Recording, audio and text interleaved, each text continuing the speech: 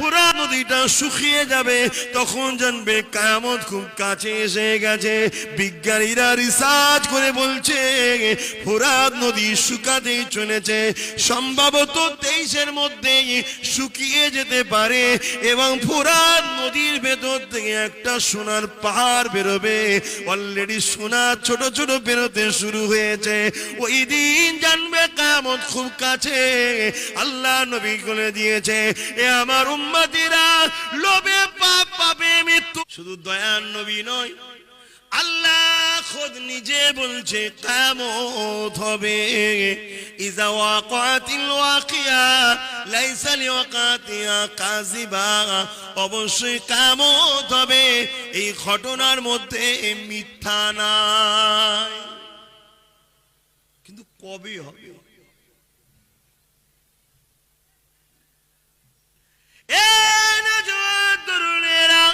আল্লাহ নবী যতটুকু জানিয়ে দিয়েছেন, শুক্রবার হবে সেই দিনটা, 10ই মুহররম হবে, কিয়ামত সেই দিন ঘটবে।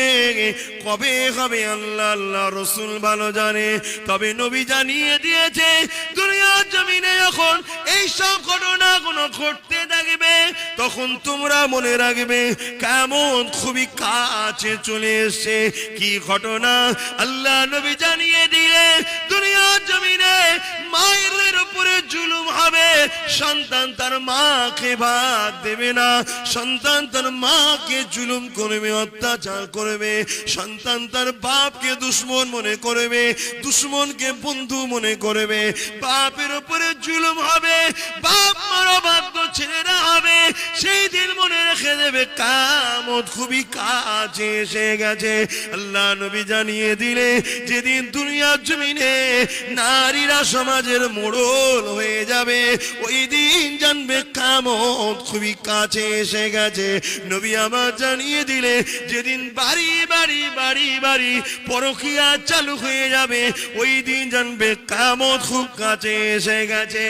আল্লাহ নবী জানিয়ে দিলে, যত দুনিয়ার জমিনে যেদিন দেখবে এ যুবকেরা ফুরাত নদীটা শুকিয়ে যাবে, তখন জানবে কিয়ামত খুব কাছে এসে গেছে। বিজ্ঞানীরা রিসার্চ করে বলছে ফুরাত নদী শুকাতেই চলেছে, সম্ভবত 23-এর মধ্যেই শুকিয়ে যেতে পারে এবং ফুরাত নদীর ভেতর থেকে একটা সোনার পাহাড় বেরোবে। অলরেডি সোনা ছোট ছোট বেরোতে শুরু হয়েছে। ওই দিন জানবে কিয়ামত খুব কাছে। আল্লাহ নবী বলে দিয়েছে, এ আমার উম্মতিরা, লোভে পাপ, পাপে মৃত্যু। পৃথিবীর বড় বড় শক্তি দেশগুলো ওই সোনাকে দখল করার জন্য নিজেদের মধ্যে লড়াই করবে, যুদ্ধ করবে।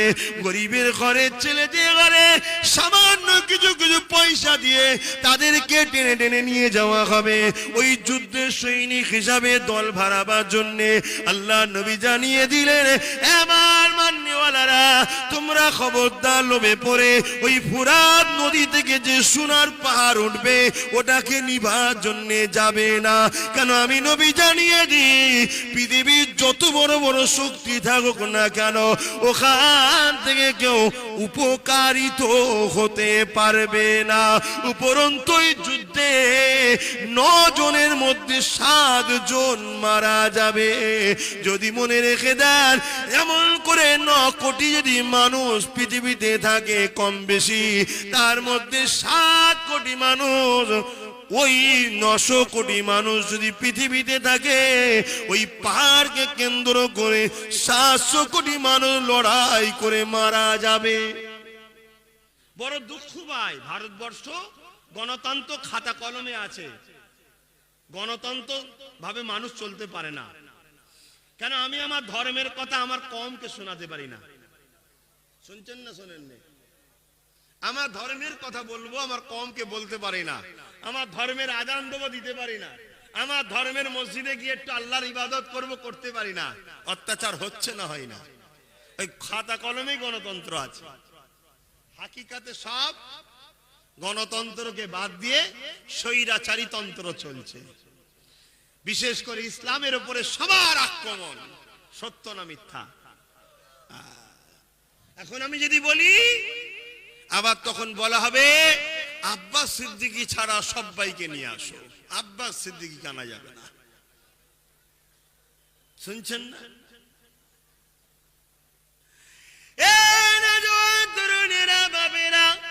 আখিরি জামানা যেটা নবী বলেছেন, বাবারা শুনে দাও, কিয়ামতের আলামত কোন নবী পা জানিয়ে দিলে বাবারা তার ঘটতে লেগেছে গো। আল্লাহ নবী 70টা আলামত বলেছে, তার মধ্যে 65টার বেশি আলামত দুনিয়ায় ঘটে গেছে। তাই দুনিয়ার বেশি দিন না, এমনি রিসার্চ করে বিজ্ঞানী বলছে এই পৃথিবীটা রয়েছে পানির উপরে ভেসে। এটা আপনারা জানেন তো নাকি? এই পানিটার উপরে পৃথিবীটা ভেসে আছে। একটা প্লেট রয়েছে আল্লাহর কুদরতি ক্ষমতায়, ওই প্লেটের উপরে দুনিয়াটা রয়েছে। ওই প্লেটটা অলরেডি বিশাল বড় ফাটল ধরে গেছে। বিজ্ঞান রিসার্চ করে বলছে, নবী আমার জানিয়ে দিয়েছেন দুনিয়ার নবী যে ভবিষ্যৎবাণী করেছে এ থেকে প্রমাণ হয়ে যাচ্ছে দুনিয়ার বেশি দিন না। এ যুবকেরা, তরুণীরা, বাপেরা, এ নবী পাকের প্রেমিকেরা, আল্লাহ নবী জানিয়েছে দুনিয়া যখন দেখবে ছেলেরা কওমে লুতের মতো কারবার করতে লেগেছে, সমকামিতার মধ্যে জড়িয়ে যাবে, তখন মনে রাখবে দুনিয়া শেষের দিকে। এখন তো শুধু এক জায়গায় হয়েছে তা নয়, এর পারমিশনও দিয়ে দেওয়া হয়েছে। নাউজুবিল্লাহ। এ যুবকেরা, তরুণেরা, এ নবী পাকের প্রেমিকেরা, এই জায়গায় আমরা বাঁচবো কি করে? তাই তো তোমাদেরকে একটা হাদিস বলতে কি ওই দিকে গেলাম। ওই যুবকটা নবী পাককে জিজ্ঞাসা করেছিলে, ইয়া রাসূলুল্লাহ, ইয়া হাবিবাল্লাহ, কিয়ামতটা কবে হবে? নবী বললেন, বাবা ছেলে মাদাত্তালাকা, কিয়ামতের জন্য কি করেছো বাবা? কেননা কিয়ামতের পর বিচারের দিন হবে। সুম্মা নুফিকা উখরা ফাইযাহুম কিয়ামুন ইয়ানজিরুন, আবার সিংহে ফু দিয়া হবে। যেমন আলু নাগল দিলে মাঠ দিয়ে ওঠে, মাঠ থেকে ওঠে, ওইভাবে মানুষ উঠতে থাকবে। ওই ময়দানে মাশরের জন্য কি করেছো বাবা? সাহাবা হুজুররা বলতে লাগলেন, ওই ছেলেটা তখন বলেছিলেন, ফাকামাদাতুলহা কাসীরা সালাতি ওয়া সিয়ামিন, ইয়া রাসূলুল্লাহ, যদি আমলের কথা বলেন তেমন বেশি কিছু করতে পারি না, তবে ইল্লা ইউহিব্বুল্লাহ রাসূলুহু, ঈমানের কথা যদি বলে আমি আমার অন্তর থেকে, হৃদয় থেকে সব থেকে বেশি আল্লাহ নবীকে ভালোবাসি। কি বললেন? আমলের কথা যদি বলেন বেশি কিছু করতে পারিনি, আর ঈমানের কথা যদি বলেন অন্তর থেকে সব থেকে বেশি আল্লাহ রসুলকে ভালোবাসি। আল্লাহ নবী কি উত্তর দিয়েছিলেন? বাবা, ভালোবাসাই কাজ হবে না, এটা বলেছেন নাকি?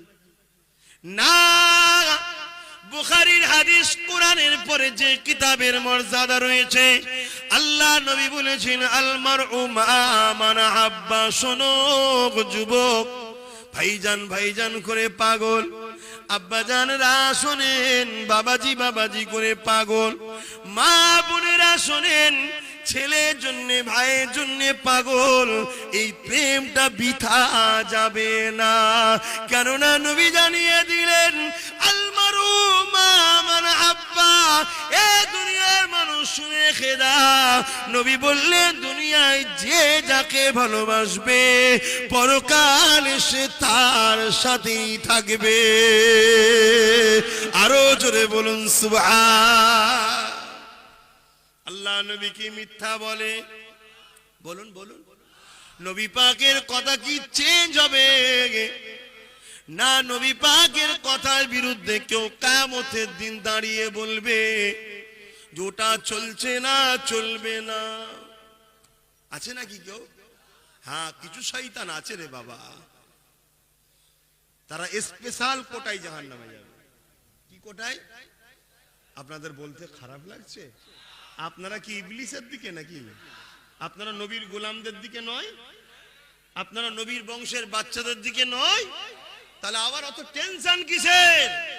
বুক ফুলিয়ে থাকবেন, হকের পক্ষে, ন্যায়ের পক্ষে, সত্যের পক্ষে, ইসলামের পক্ষে, ওলিয়া উলিয়াদের পক্ষে, যেখানে আল্লাহ ওয়ালারা থাকবে, যেখানে আলেমে দ্বীনেরা থাকবে, যেখানে নবীর প্রেমিকরা থাকবে, যেখানে মুস্তাফার গোলামরা থাকবে, যেখানে শরীয়তের পক্ষে কথা হবে, সেই জায়গায় উঠা বসা করা, কিয়ামতের দিনে তাদের সঙ্গে জান্নাতে থাকা। জোরে বলুন সুবহানাল্লাহ।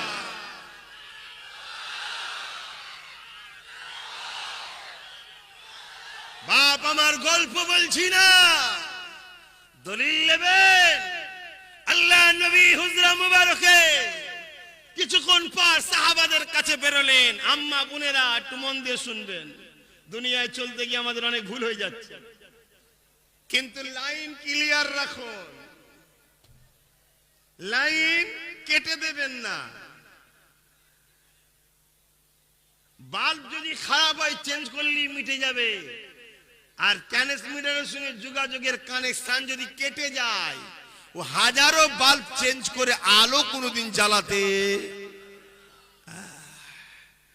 মুসলমান দাবি করবে সিদ্দিক আকবরের আওলাদদের বিরোধী করবে, মুসলমান দাবি করবে ফারুক আজমের আওলাদদের বিরোধী করবে, মুসলমান দাবি করবে ইমাম হাসান ও হুসাইনের নসলদের বিরোধী করবে, মুসলমান দাবি করবে ঊনবিংশ শতাব্দীর উলিল আমর 200 বছরের ইতিহাসে এরকম মহামানব আসেরে, তিনি হলেন মুজাদ্দিদুল জামান সৈয়দুনা আবু বকর সিদ্দিক আল কুরাইশি আল হাসিমি।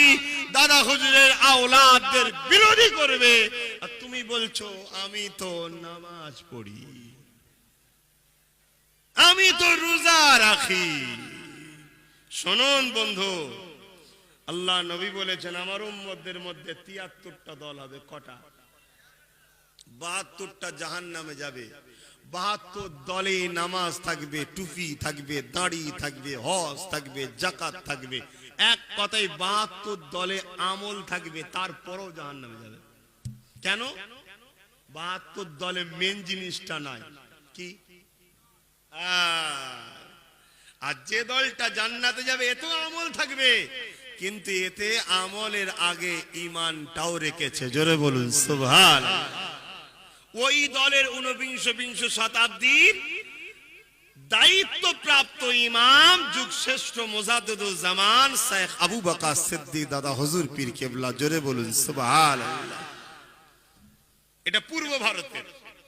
আরো এইদিকে আরো আছেন, যেমন দেওবন্দীদের পীর সাহেব হাজী ইমদাদুল্লাহ মুহাজির মক্কি রাহমাতুল্লাহ আলাইহি, উনিও শ্রেষ্ঠ মানুষ ছিলেন, উনিও দ্বীনের অনেক প্রচার করেছেন, কিন্তু ওটা ওই ভারতে ওই দিকটাই। আর পূর্ব ভারত আসাম, ত্রিপুরা, মেঘালয়, উপর বাংলা তখন একসাথে ছিল, ভাগ হয়নি। বিহারের কিছুটা, উড়িষ্যার কিছুটা, এবং এই বাংলা, এই বিশাল জায়গার ইসলামের গাছ রোপণ করেছে ফুরফুরার হযরত জাবানার মুজাদ্দিদ দাদা হুজুর পীর কেবলা। জোরে বলুন সুবহানাল্লাহ। তার আওলাদদের থেকে মুখ ফিরিয়ে নেবেন নাকি গো? তার আওলাদদের সঙ্গে যুদ্ধ করবেন নাকি? তার আওলাদ হিসাবে আপনাদেরকে ভাই হিসাবে মানি, তার আওলাদ হিসাবে আপনাদের আব্বাদেরকে আমি বাবাজি চাচাজি বলে মানি, তার আওলাদ হিসাবে আপনাদের মা গুলোকে মা, বোন গুলোকে বুল বলে মানি। তাই আপনাদের দুনিয়ার ভালাই ও আখিরাতের ভালাইয়ের জন্য চেষ্টা করছি। কেন? আল্লাহ দোয়া চাওয়া শিখিয়েছে, রব্বানা আতেনা ফিদ দুনিয়া। বলেছে না বলেন? এটা কার কথা? আমার বাপের কথা? কার কথা এটা বলুন? আল্লাহর কথা। রব্বানা, আয় আমাদের রব, আতেনা ফিদ দুনিয়া, দুনিয়ার ভালাই দেন, ও ফিল আখিরাত, আখিরাতের ভালাই দেন। আখিরাতের ভালাইও যেমন ভাবছি, দুনিয়ার ভালাইয়ের কথাও ভাববো না? ভাববো না। তাই আপনাদেরকে বলি, এই মাহফিলে আসছেন, এসে বসেছেন, এই যে এতগুলো মানুষ আপনারা বসলেন, আপনাদের কি কষ্ট হচ্ছে? কিন্তু আজ আপনারা কত কি নিয়ামত পেলেন, আপনারা খুশি হলেন না? সুবহানাল্লাহ বললেন না? একবার সুবহানাল্লাহ বললে জান্নাতে আপনার নামে একটা আল্লাহ গাছ লিখে দেয়। জোরে বলুন সুবহানাল্লাহ।